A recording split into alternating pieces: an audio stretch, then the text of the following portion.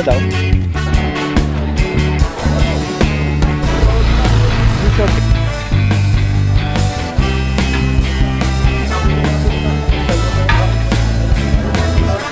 Bigat na ito. Find another place.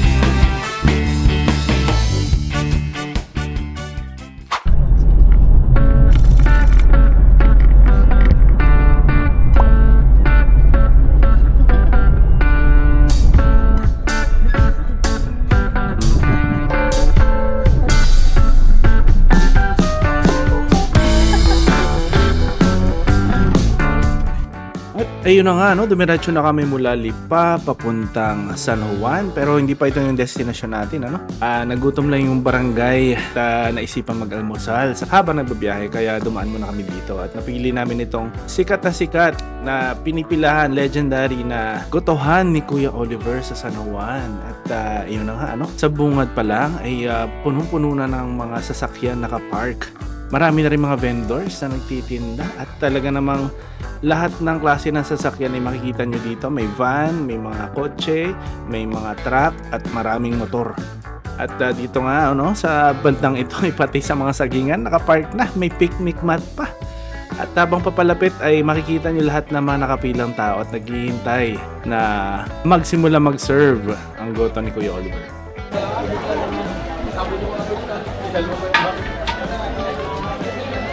Si Kuya Oliver mismo ang nagsasalang nitong mga naluto na at hinahanda at ang staff niya ay nagpe-prep na rin para serve itong napakaraming dumagsa ng mga tao ngayong linggo ng umaga.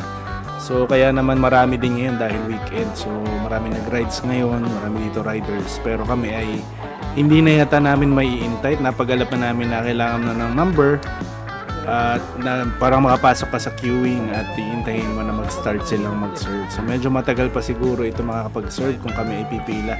Kaya naman nakapag-desisyon na lang kami na humanap ng ibang makakainan at dahil ito nga, tuloy-tuloy pa rin ang pagdating ng mga customers. Gasahan niyo sa Kuya Oliver kung paano niya papakainin lahat din.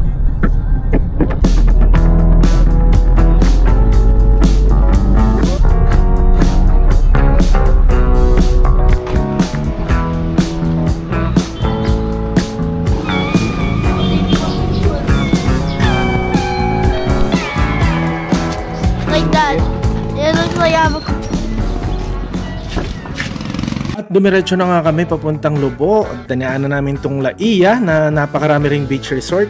At hindi na rin kami kumain dahil wala kami nakitang gotohan na iba dito at ibang kainan. So nagpasya kami na doon na lang sa beach kakain.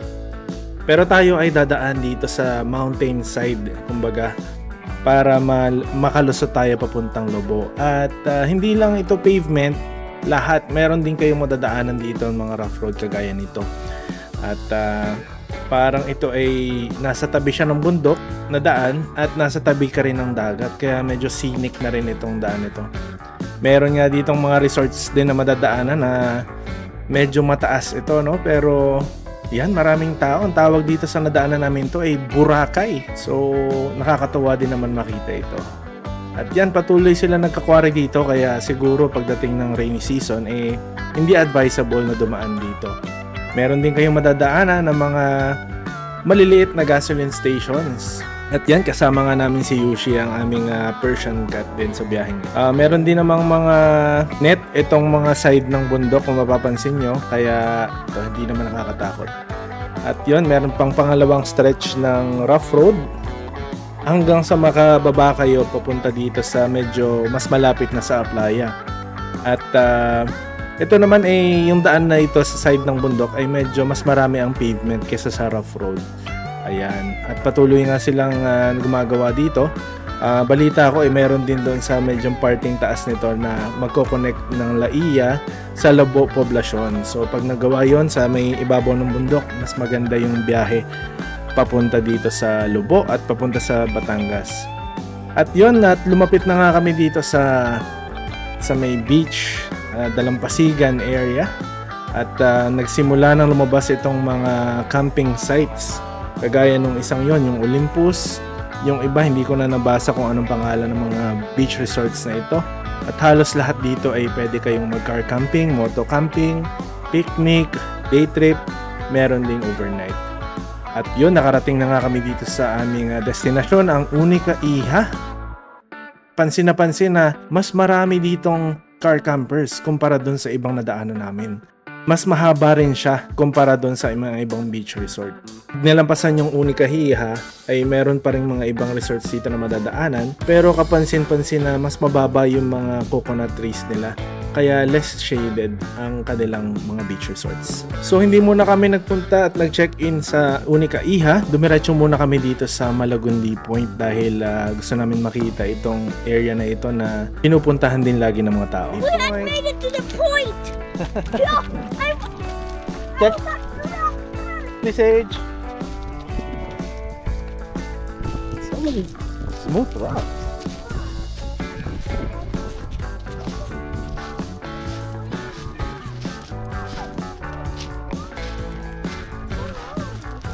Like it?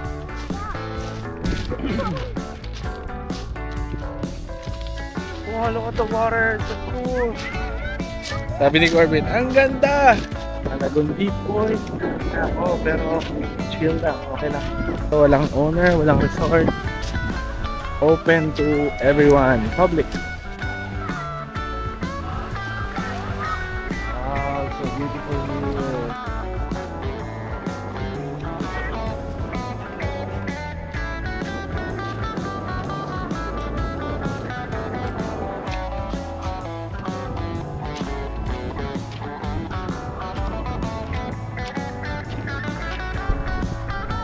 So beautiful here. Nice! Ah,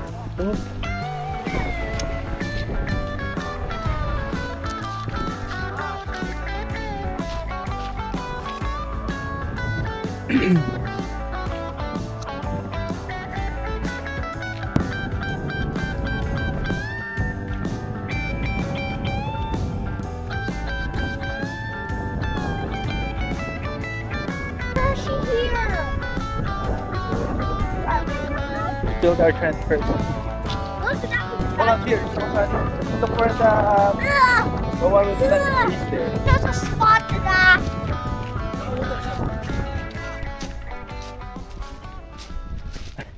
So rocky. Bunch of trees for shade.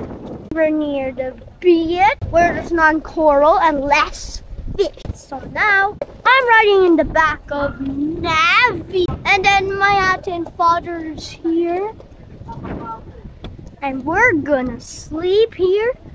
Just nap and the tails. Bye. We are now here at Unica Iha. O, lumipat kami dito kasi mas shaded siya. Ito yung pinaka-shaded.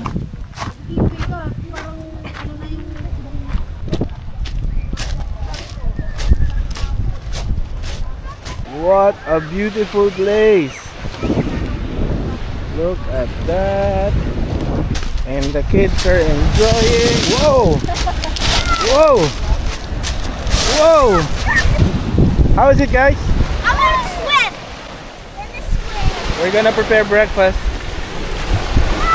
And put sunblock. Sunblock.